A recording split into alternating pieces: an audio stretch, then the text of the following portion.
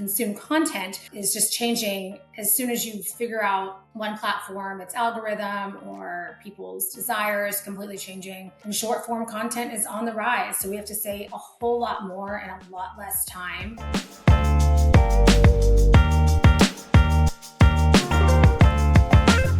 Hello, my name is Savannah. I have worked in marketing leadership positions in several different verticals over the past 15 years. And interestingly enough, I'm one of those few people who majored in marketing in college and stuck with it throughout my career. So I've been doing it my entire career.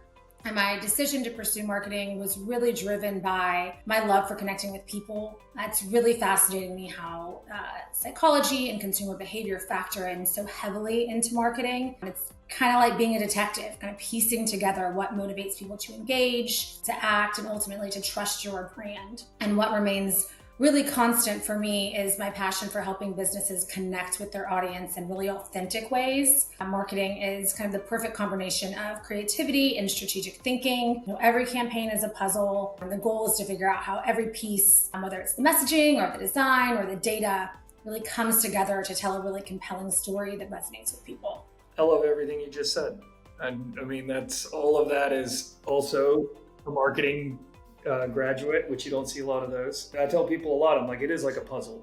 And that's the fun part about it, is that we don't have a light switch that we turn on and it just makes it rain leaves or whatever. Wouldn't that be wonderful? Right. Tell me a little bit about your approach and, strategically, how do you go to solve that puzzle? Yeah, I think especially today where there's so many avenues to digest information and everyone has a preference, my marketing philosophy is really centered around an omnipresent approach. And what I mean by that is, I like to build campaigns that reach people across several touch points, whether that's social media, email marketing, blog posts, and more written content. So my goal is always to create a full circle marketing experience where the message reinforces itself and becomes more memorable through a multiple avenue approach. And the heart, I think, of that philosophy is being really customer centric. I don't think it needs to be said, but the customer's needs always come first. You can't market to people effectively without understanding what they truly care about, what pain points they're facing, and how your product or service can improve their lives. So when I approach building a strategy, I also focus really heavily on flexibility. You have to be nimble. Things change so quickly, whether it's a shift in the market or a new trend or a new social media platform or updated performance metrics. So while I do believe wholeheartedly in building a really solid strategy with clear goals and objectives, I think it's really important also to leave room for adjustments as new data and insights come in. I believe in being strong in your vision, but flexible in your execution. Marketing should never feel static. Things change way too often. So you have to continuously evolve your approach based on what your data is telling you. I think we sometimes can fall in love with our own ideas and we don't always look at the data. And sometimes we should be a little bit more like scientists where we're trying to disprove our theories as opposed to just supporting them. Yeah, I just read a really good book called Think Again that says exactly that. It's so easy to get into your own convictions. And that's thinking like a politician, where then you have to have that scientific approach of exactly right, kind of proving yourself wrong to find other ways of getting to your end goal. So what challenges what are some of the big things you're fighting with right now, and what solutions are you trying to implement to fix them? I mean, it's not a new challenge by any means, but it's definitely growing in stature. I mean, it's one of the most pressing challenges we face in marketing today is just the shrinking attention span of customers. You've always had to fight for attention, but now in a 30-second real world, it's even less. And we live in a world where people are constantly bombarded with information. So capturing and holding their attention has become increasingly difficult. And not only that, like I said, there's just always new platforms and new ways of digesting information. The way people consume content is just changing as soon as you figure out one platform, its algorithm or people's desires completely changing. And short form content is on the rise. So we have to say a whole lot more in a lot less time. Really, it's being very intentional about the messaging. I've probably spent more time lately in the last 5 years of my career focus on market research than ever before and finding out what really resonates, what keywords matter so that you can grab that attention really quickly and that you're telling short stories that are really powerful Every word counts, and you have to be concise and direct and provide value extremely, extremely quickly.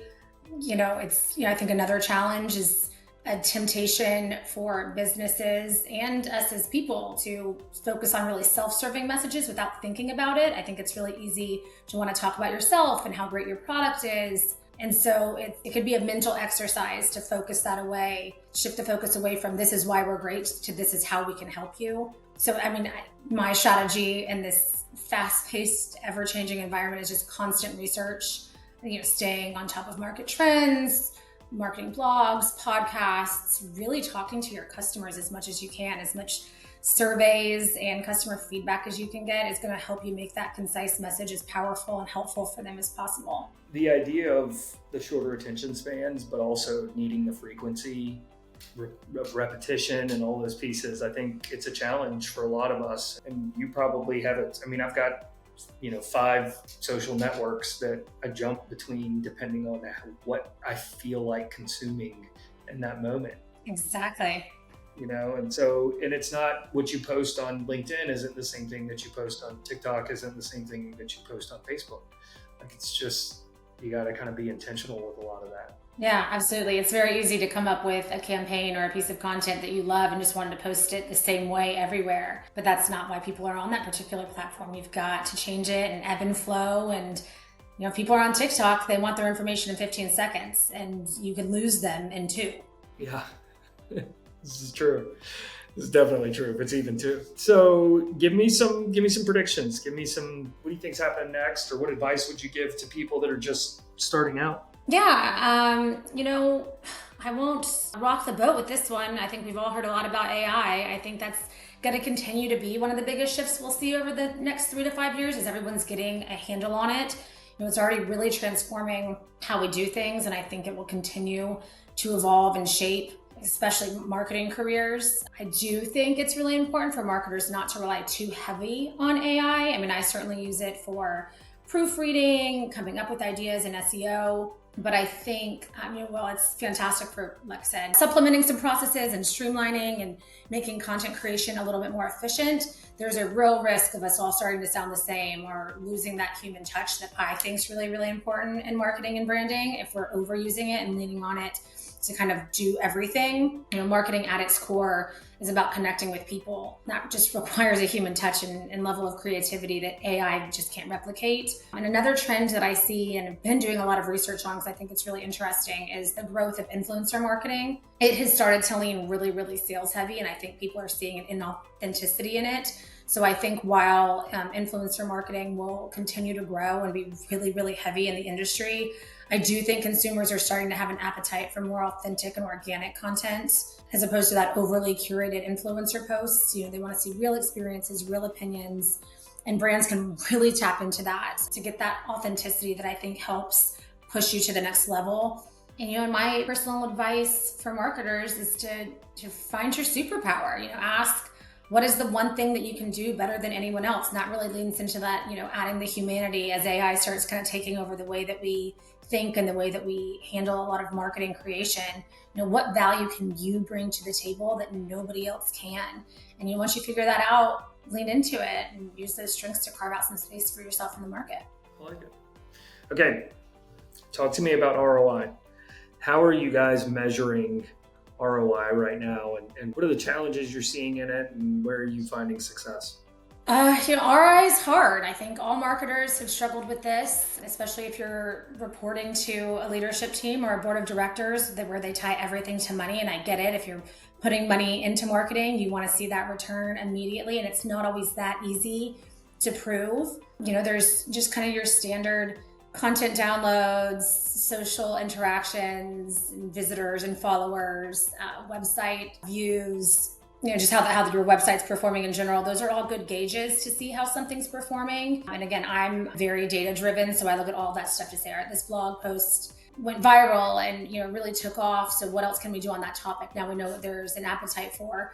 But going to a board and saying this blog post performed really, really well and we got an overwhelming amount of website hits doesn't necessarily translate into revenue right then. It's a long sales cycle and it's a long buyer's journey sometimes. I really like attribution models. So I think a really built out attribution model will then put certain values on those touch points, and you can kind of find pattern and behavior to say what's working. So is it, just to get a customer to book a meeting or to convert into a sale, depending on the kind of marketing you're doing, it might be 1 webinar, 2 emails, and 3 website visits. And that's kind of the magic formula that then tends to convert.